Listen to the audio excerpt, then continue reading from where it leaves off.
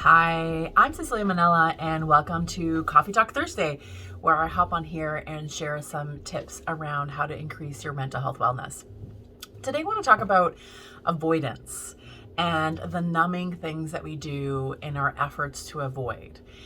Now, we all do it, regardless of who you are and how you grew up and how you run your life. We all have acts of avoidance and things that we do to numb our feelings or our thoughts or anything in our life, whether it's shopping or drinking or eating or being really busy all the time. We do lots of things to create numbing in our life and avoidance in our life. Now, here's the thing, is that typically that we're avoiding painful things. Now, whether those are emotions and prickly emotions that are really difficult, we use avoidance as a way to wrap around this like prickly emotion or this prickly situation in some way in our efforts to avoid the feeling of the pain or avoid the suffering that potentially comes with it. Whatever we do, we want to push this thing away as far as we possibly can to protect ourselves. This is a natural thing that we do. It's a natural human thing that we want to be pain avoidant. We're always moving away from pain instead of moving towards pain. And we engage in all these avoidant tactics. Now, what are your avoidant tactics? What do you do to avoid and to create some space between this pain? And what do you do to wrap around the prickly emotions? The kicker of the thing is that takes a lot of energy. So avoidance of something saps your energy. If you think about your unconscious and consciously, how much energy has to go into being mindful about this prickly thing that you're trying to avoid or keep distance from, it saps a lot of energy from you. So on the other hand, what we have is the actual stepping into that painful experience. And what we fail to recognize is that the effort that goes into actually walking through the painful experience or having the painful emotion is actually less suffering long-term than all the efforts it takes to actually avoid. And all we're doing is putting something off. This thing is not going to go away. The situation, the feeling, the circumstance, something that needs your attention is actually not going away.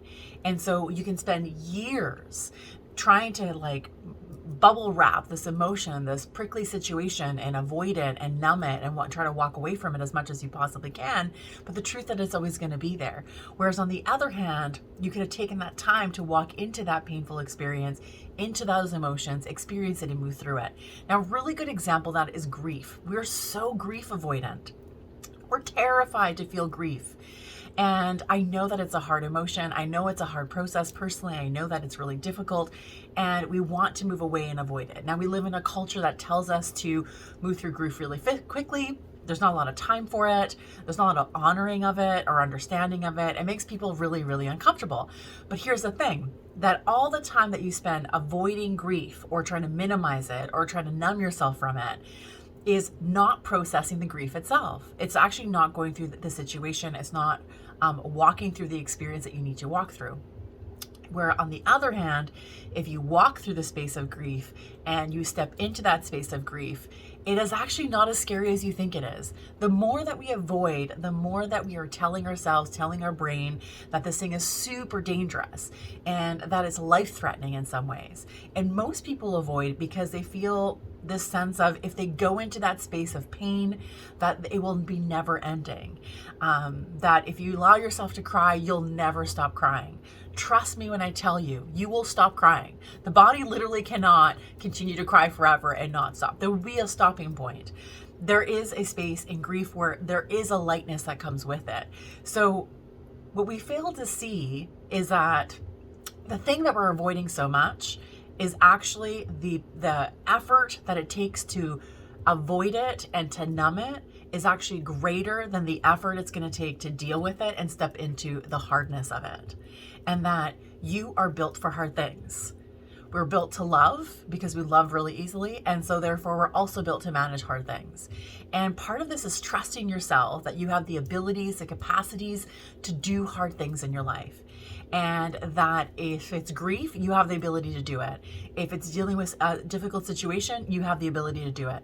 And remember that all the things that you do to numb and avoid and push this thing away is actually taking more energy from you than stepping into dealing with the hard thing that you're actually avoiding. So I hope this encourages you to step into some hardness in your life and to move away from avoiding, being tuned into all the things that you do to numb yourself and move away from things, and challenge yourself to step into things that might be a little bit more difficult and that you've been kind of putting off on the back burner for a little bit, and realize that dealing with that thing is actually going to be less energy than you think it's going to be, and you're going to free up a ton of emotional space in your life when you do that. So I hope that was helpful. I'll see you next week.